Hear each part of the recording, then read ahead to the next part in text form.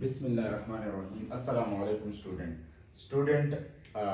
इस लेक्चर से पहले लेक्चर में हमने बॉयल्स ला के जो न्यूमेरिकल प्रॉब्लम थे एक प्रॉपर तरीके से, जो आप बोर्ड का पैटर्न है जिस बेस पे अगर आप क्वेश्चन सॉल्व करेंगे न्यूमेरिकल तो आपको अच्छे खासे मार्क्स बोर्ड में मिल सकते हैं, वो सॉल्व किया था। इस लेक्चर में हम जो है स्टडी करेंगे चार्ल्स ला प्रोनाउंसिएशन अक्सर किया जाता है चार्ल्स ला। सही है, तो आप लोगों ने इसको चार्ल्स ला की सारा प्रोनाउंसिएशन करनी है। इसकी कुछ एक मेन जो बात है, जैसे हमने बॉयल्स ला को डिस्कस किया था, तो बॉयल्स ला में हम प्रेशर और गैस के वॉल्यूम के दरमियान क्या करते थे, रिलेशन मालूम करते थे कि गैस के वॉल्यूम में क्या चेंज आएगा अगर हम प्रेशर, एक्सटर्नल प्रेशर को चेंज करेंगे। यहाँ पे क्या होगा, यहाँ पे चार्ल्स ने क्या किया है, चार्ल्स ने रिलेट किया है, किसको रिलेट किया है, किन के दरमियान रिलेशन मालूम की है। Relate volume of gases gases का वॉल्यूम किसके साथ, relate volume of gases with temperature. ये काम चार्ल्स ने किया था कि वॉल्यूम ऑफ गैसेस, गैस का वॉल्यूम क्या है, उसको टेम्परेचर के साथ क्या किया है, रिलेट किया है, रिलेशन देकर। और जो है इसका स्टेटमेंट, अगर हम आपको अगर क्वेश्चन आ जाए ना बोर्ड में, तो आपने इस प्रॉपर तरीके से इस क्वेश्चन को सॉल्व करना है। तो यहाँ पे फर्स्ट टाइम शुरू में इसका पहले हम क्या लिखेंगे, statement.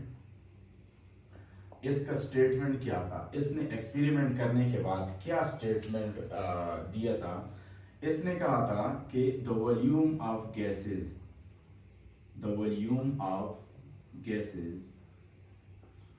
Is in directly proportional, the volume of gases is directly proportional with to external temperature।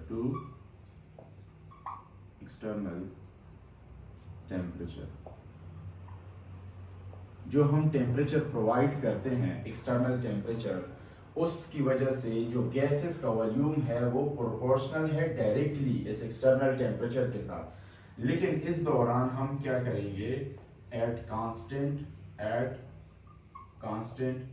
Temperature, pressure को हमने कांस्टेंट रखना है, प्रेशर को क्या रखना है, कांस्टेंट रखना है।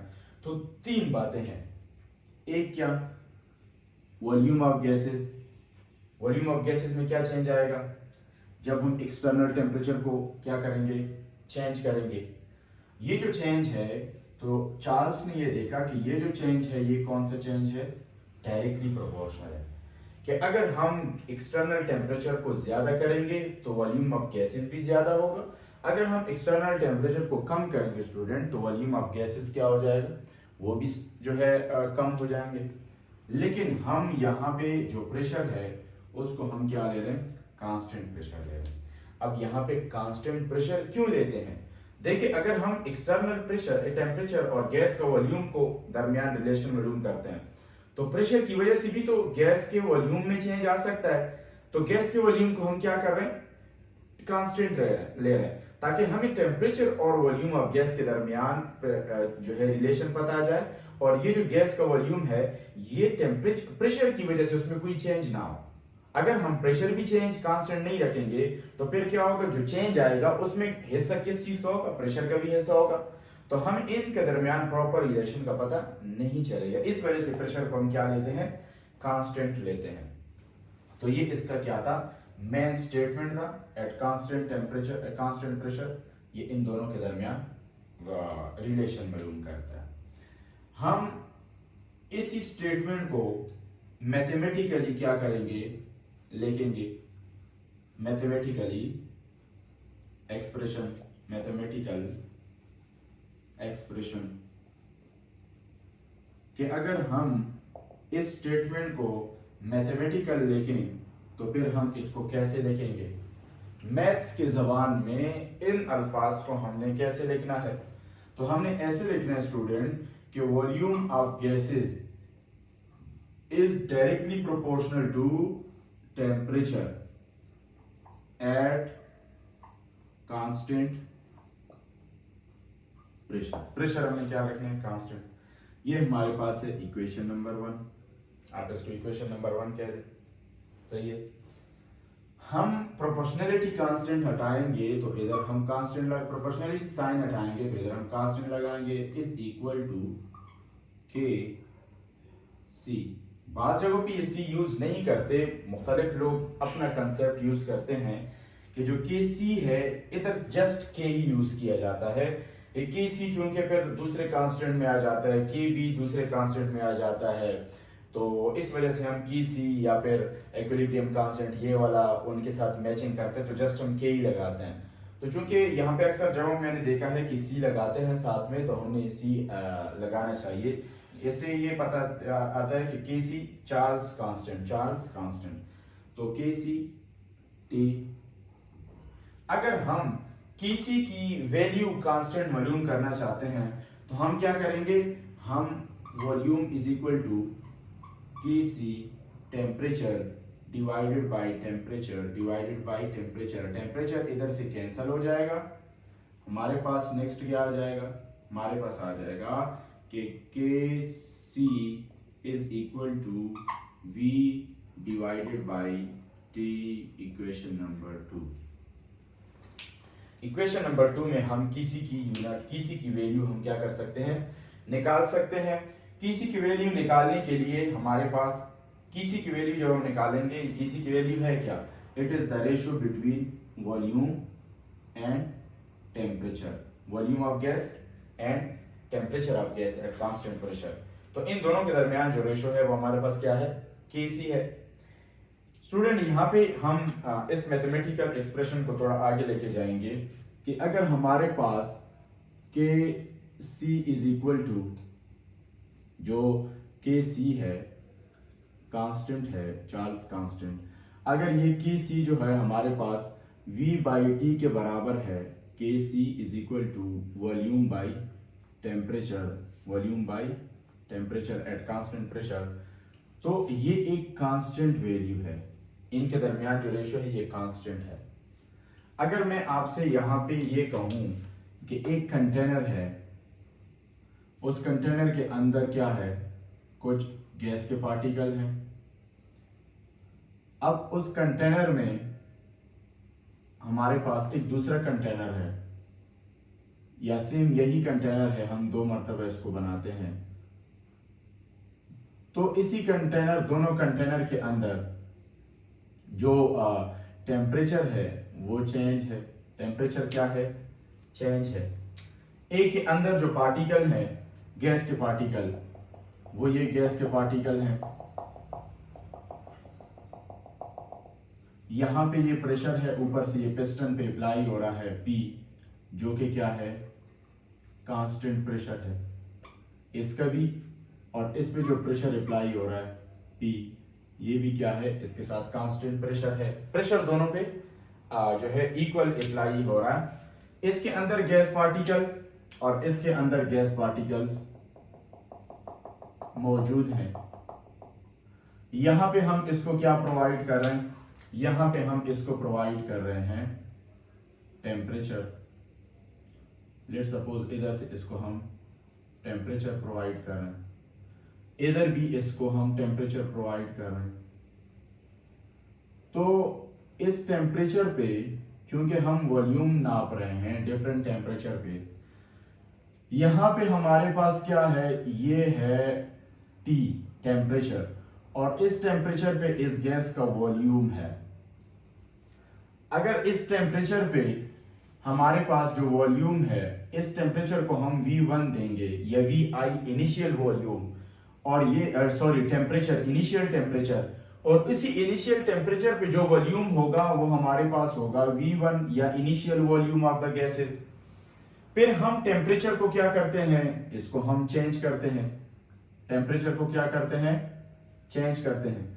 जब हम चेंज करेंगे तो हमारे पास फाइनल वॉल्यूम होगा, फाइनल टेम्परेचर होगा, जैसे हम TF भी कह सकते हैं और T2 भी कह सकते हैं। इस T2 पे इस गैस का अपना एक वॉल्यूम होगा, ऑक्युपाई करेंगे, तो उस वॉल्यूम को हम क्या कहते हैं, गैस के उस वॉल्यूम को वॉल्यूम टू V2 कहेंगे या VF कहेंगे student, eight constant pressure. Pressure constant है, एट कांस्टेंट प्रेशर, प्रेशर दोनों का कांस्टेंट है। यहां पे होगा क्या कि लेट सपोज यहां पे एक वॉल्यूम है, वॉल्यूम कितना है कि टेम्परेचर कितना है, टेम्परेचर हमारे पास इसका कुछ एक टेम्परेचर है जिसपे ये वॉल्यूम है, फिर हम उस टेम्परेचर को ज्यादा करते हैं तो वॉल्यूम भी उतना क्या होगा, ज्यादा होगा। तो इन दोनों के दरमियान जो रेशो आएगा और इन दोनों के दरमियान जो रेशो आएगा, ये रेशो दोनों इक्वल होता है, जैसे हमने बॉयल्स लॉ में देखा है कि P1 V1 is equal to P2 V2। अगर ये हमारे पास V1 T1, अगर मैं कहूं कि ये एक Kc के बराबर है, Kc is equal to V1 divided by T1, तो हमारे पास ये भी Kc के बराबर होगा, V2 डिवाइडेड बाई T2। अगर देखें ये Kc के बराबर है और ये भी Kc के बराबर है, तो हमारे पास मैथ्स में एक हम पढ़ते हैं कि अगर A is equal to B, B is equal to C, तो C is also equal to B। तो सेम इसी तरीके से हमारे पास क्या इक्वेशन बन जाता है कि बहुत इंपॉर्टेंट इक्वेशन है कि V1 divided by T1 is equal to V2 divided by T2, कि इनके दरमियान जो रेशो है वो इक्वल है, जो V2 डिवाइडेड बाई T2 के दरमियान रेशो है। ये हमारे पास है इक्वेशन नंबर 3, और ये बहुत इंपॉर्टेंट क्वेश्चन है, इक्वेशन है जिसे हम आगे न्यूमेरिकल सॉल्व करेंगे। तो स्टूडेंट ये था मैथमेटिकल स्टेटमेंट को मैथमेटिकल तरीके से प्रूव करना, शो करना, एक्सप्रेस करना कि वॉल्यूम डायरेक्टली प्रोपोर्शनल है टेम्परेचर के, या एक कंटेनर का वॉल्यूम और उसमें हम टेम्परेचर में चेंज लेके आए, दूसरे उसको वॉल्यूम टेम्परेचर पे वॉल्यूम, उन दोनों के दरमियान जो रेशो है वो इक्वल होगा, कांस्टेंट होगा, और वो कांस्टेंट वैल्यू Kc के बराबर होती है। इसके बाद हमारे पास एक्सपेरिमेंटल वेरिफिकेशन है। इसी स्टेटमेंट को एक्सपेरिमेंटली हम क्या करते हैं, एक्सप्रेस करते हैं। एक्सपेरिमेंटली अगर हम इसको एक्सप्रेस करेंगे तो हमारे पास क्या होगा, यही हमारे पास एक्सपेरिमेंटल एक्सप्रेशन है। मैं इसलिए यहां पे लेके आया ताकि आपको ये भी समझ आ जाए और साथ में एक्सपेरिमेंटली सेक्शन भी हो जाए। तो यही आप एक्सपेरिमेंटल भी लिखेंगे और साथ में स्टेटमेंट लेके ये लिखेंगे कि the container that have constant pressure and have temperature that is V1 that is T1. On this T1 temperature, the container that have gases, these gases have V1 volume. It's also known as initial volume. And when we change the temperature from T1 to T2, the volume of gas will also be changed. What change in volume of gases will be occur? As we know from the statement that it is directly proportional with temperature. If it is directly proportional with temperature, so we know easily that if we increase the temperature from T1 to T2, the volume of gas will also be increased.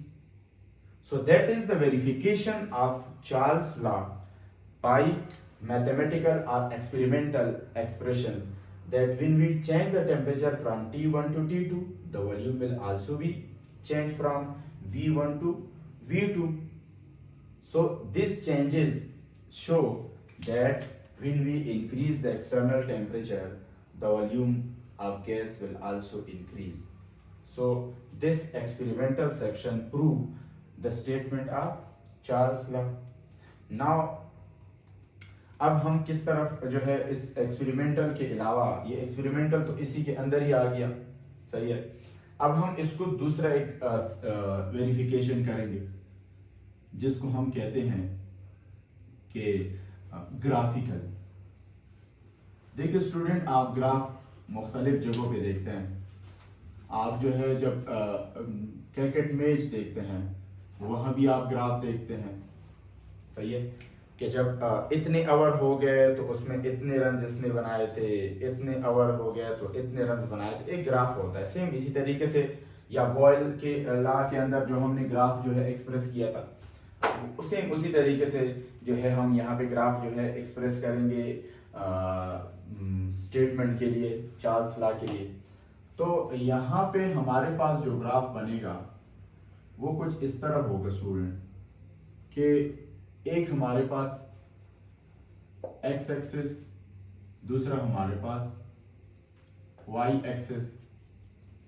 Axis पे हम क्या रखेंगे, हम x axis पे रखेंगे temperature, जो कि increase होता है मैक्सिमम 0, और इस वाई एक्सिस पे हम रखेंगे वॉल्यूम ऑफ गैसेस, जो कि टॉप की तरफ क्या हो रहा है, इंक्रीज हो रहा है। अब होगा क्या, यहाँ पे जो आपके बुक के अंदर 9 के बुक के अंदर एक ग्राफ लेके वो गलत है, वो ग्राफ ठीक नहीं है, सही है। इस वजह से उस ग्राफ को फॉलो नहीं करना। जो ग्राफ यहाँ से 0 से ऐसे स्टार्ट हुआ है उस ग्राफ को आप लोगों ने नहीं करना है, वो गलत ग्राफ है, सही है। मैं उसको गलत तस्वर करता हूँ, वो नहीं है सही। असल में जब हमारे पास कोई भी प्रेशर टेम्परेचर 0 हो, तो 0 टेम्परेचर पे अगर आपके पास किसी गैस का अमाउंट मौजूद है और वो लेट सपोज 100 मॉलिक्यूल्स हैं, तो 100 मॉलिक्यूल्स पे ये नहीं हो सकता कि 0 टेम्परेचर पे वो 100 मॉलिक्यूल्स गायब हो जाएं, 0 हो जाएं। ऐसा तो हो नहीं सकता, पॉसिबल ही नहीं है कि 0 टेम्परेचर पे मॉलिक्यूल्स का वॉल्यूम ही ना हो, इट्स इम्पॉसिबल। इसी वजह से 0 टेम्परेचर पे एक खास अमाउंट ऑफ गैस मौजूद होगा, वो 0 नहीं होगा बल्कि ये एक खास अमाउंट ऑफ गैस क्या होगा, मौजूद होगा। इसी वजह से ग्राफ हमारे पास इधर से जाता है। अगर आप एफईसी या मास्टर या एमफिल में ग्राफ पढ़ते हैं केमिस्ट्री या फिजिक्स के अंदर, तो आप एक टर्म पढ़ेंगे, वो टर्मिनोलॉजी कौन सी है, इंटरसेप्ट। इसको हम क्या कहते हैं, ये जो वैल्यू है ना, ये इस वैल्यू को हम कहते हैं इंटरसेप्ट, सही है। ये आपको एमएससी में या बीएस में या एमफिल में काम आएगी कि अगर हम इस तरह ग्राफ हो तो इसमें इतनी वैल्यू को, जो 0 टेम्परेचर पे वॉल्यूम की इतनी वैल्यू है, ये वॉल्यूम को हम इंटरसेप्ट कहते हैं, इस वैल्यू को। तो ग्राफ यहां से स्टार्ट होगा। लेट सपोज टेम्परेचर को मैं क्या करता हूं, मैं बढ़ा लेता हूं। टेम्परेचर मैंने इंक्रीज किया है तो वॉल्यूम ऑफ गैस चूंकि डायरेक्टली प्रोपोर्शनल है, तो वॉल्यूम ऑफ गैस क्या हो जाएगा, वो लेट सपोज इधर आ जाएगा। तो इसको मैं ग्राफ में इस तरीके से शो करता हूं कि अगर मैं टेम्परेचर ज्यादा करूं तो वॉल्यूम ऑफ गैस भी ज्यादा हो जाएगा। अगर मैं टेम्परेचर जो है थोड़ा और ज्यादा करूं तो वॉल्यूम ऑफ गैस क्या हो जाएगा, थोड़ा और भी ज्यादा हो जाएगा। वॉल्यूम ऑफ गैस हमारे पास इतना हो जाएगा। फिर मैं टेम्परेचर को मजीद ज्यादा करता हूं तो वॉल्यूम ऑफ गैस मेरे साथ मजीद ज्यादा हो जाता है। वॉल्यूम ऑफ गैस मेरे साथ इधर आ गया, पहले इधर आ गया। फिर मैं टेम्परेचर को मजीद ज्यादा करता हूं तो वॉल्यूम ऑफ गैस क्या हो गया, मजीद ज्यादा हो गया। तो यहां पे हमारे पास जो ग्राफ बनता है, ये हमारे पास कौन सा ग्राफ होता है, इस तरह स्ट्रेट लाइन। ये कौन सा ग्राफ है, स्ट्रेट लाइन ग्राफ। अच्छा, जो ग्राफ हमने बॉयल्स लॉ में पढ़ा था उसको हम आइसोथर्म कहते हैं, आइसोथर्म। तो ये एमसीक्यूज में आता है, आपने उसको यहाँ दिमाग में रखना है। ये स्ट्रेट लाइन ग्राफ है, सही। लेट सपोज आपको आ जाए कि ये एमसीक्यूज आपको आ जाए, सही है, ये ईटा का एमसीक्यूज आपके साथ ये आ सकता है।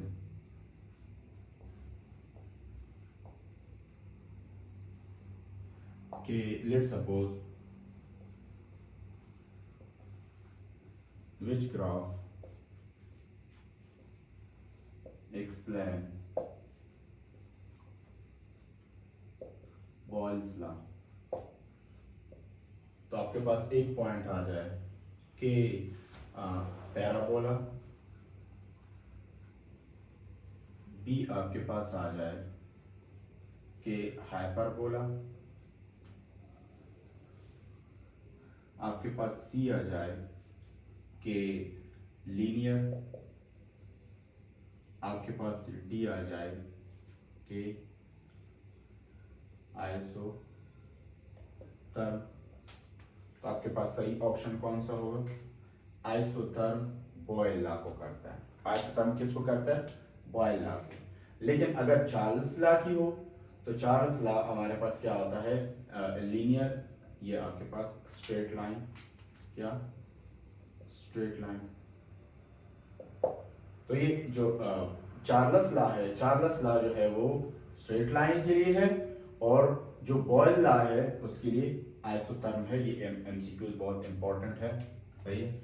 नेक्स्ट हमारे पास इसी एक्सपेरिमेंट को जो स्टेटमेंट है चार्ल्स का, उसको हम बच्चों को समझाने के लिए, अगर कोई बच्चा इस तरीके से इस कंसेप्ट को नहीं समझता तो फिर इसको समझाने के लिए क्या करते हैं, हम डायग्राम के जरिए से, डायग्रामेटिकल एक्सप्रेशन, डायग्राम की मदद से इसको समझाने की कोशिश करते हैं। डायग्रामेटिकल, अगर चीमा जैसा बच्चा हो तो फिर उसको डायग्राम के जरिए से समझा देते हैं, सही है। क्योंकि चीमा जो है ना, वो मेरे स्टूडेंट अच्छे तरीके से उसको जानते हैं। तो डायग्राम की मदद से उसको कैसे हमने करना है कि अगर वॉल्यूम, ऊपर मैं टेम्परेचर ही लिख लेता हूं ताकि हम पहले टेम्परेचर का जिक्र करते हैं। अगर टेम्परेचर हमारे पास ज्यादा है तो वॉल्यूम भी हमारे पास क्या होगा? ज्यादा होगा। अगर टेम्परेचर हमारे पास कम होता जाए तो वॉल्यूम क्या होता जाएगा? वो भी कम हो जाएगा। अगर टेम्परेचर मजीद कम हो जाए तो वॉल्यूम मजीद कम हो जाएगा। अगर टेम्परेचर मजीद कम हो जाए तो वॉल्यूम मजीद कम, टेम्परेचर मजीद कम तो वॉल्यूम मजीद कम। तो इससे हमारे लिए एक ग्राफ, डायग्राम बन जाता है कि अगर हम जो वॉल्यूम है, टेम्परेचर है, उस टेम्परेचर को हम ज्यादा लेंगे, वॉल्यूम ज्यादा हो जाएगा। अगर उस टेम्परेचर को हम कम करते जाएंगे तो वॉल्यूम कम होता जाएगा। तो ये एक समझाने का एक दूसरा तरीका है कि इस तरीके से भी बच्चा समझाए डायग्राम की मदद से कि वॉल्यूम और टेम्परेचर के दरमियान क्या रिलेशन है। स्टूडेंट, पढ़ना और इन चीजों को पढ़ना सिर्फ एग्जाम के लिए नहीं है, बल्कि इनको हम प्रैक्टिकल लाइफ में चार्ल्स लॉ को एक्सप्लेन करते हैं। कैसे? इससे हम बहुत सारे फायदे जो है वो लेते हैं चार्ल्स लॉ से। चार्ल्स क्या करता है? टेम्परेचर ज्यादा हो जाता है तो टेम्परेचर के ज्यादा होने से वॉल्यूम ऑफ गैस ज्यादा होता है। इसको हम प्रैक्टिकली कहां पे इस्तेमाल करते हैं? प्रैक्टिकली इसको हम इस्तेमाल करते हैं कि जब भी आप ना समर मौसम में, समर वेदर है, सही है, समर में आप जो है क्या करते हैं, टायर में हवा भरते हैं, टायर में एयर प्रेशर। देखिए आप लोग जो गाड़ी लोग चला रहे हैं उनको पता है कि जब हम टायर में हवा भरते हैं समर में, गर्मियों में हम टायर में हवा भरते हैं तो हम हवा ज्यादा टायर में नहीं भरते गाड़ियों। क्यों नहीं भरते? क्योंकि उसमें फटने का खदशा होता है, टायर फट जाते हैं। अब इसको असल में हम यूज करते हैं कि टायर फटता है प्रेशर की वजह से, गैस के प्रेशर की वजह से, तो हवा ज्यादा नहीं भरना है। क्यों ज्यादा नहीं भरना? क्योंकि जितने ज्यादा प्रेशर वो होगा, टेम्परेचर होगा, अगर एयर ज्यादा तो वो पड़ जाएगा। गर्मियों में जो कि सड़क और फिर उसमें जो फ्रैक्शन होता है उससे हीट पैदा होता है, और पार्टिकल्स के मलिक, एयर के जो पार्टिकल्स होते हैं वो वॉल्यूम इंक्रीज करता है। चार्ल्स लॉ भी यही कहता है, जब वॉल्यूम इंक्रीज होता है गर्मी की वजह से तो टायर का इतना वॉल्यूम नहीं होता, तो वो क्या हो जाता है, फट जाता है। इसी वजह से हम क्या करते हैं कि एयर प्रेशर को भी चेक करते हैं, और हम टायर के अंदर जो एयर होता है वो हम मिनिमम डालते हैं, ज्यादा नहीं डालते, जो गर्मियों में सर्दियों में डालते हैं उससे बहुत ज्यादा कम डालते हैं, ताकि उसमें जो है ज्यादा प्रेशर प्रोड्यूस ना हो जाए, वॉल्यूम ज्यादा ना ऑक्यूपाई करें टेम्परेचर पे, और वो टायर पट ना जाए। तो प्रैक्टिकली हम इसको क्या करते हैं, लाइफ में इस्तेमाल करते हैं।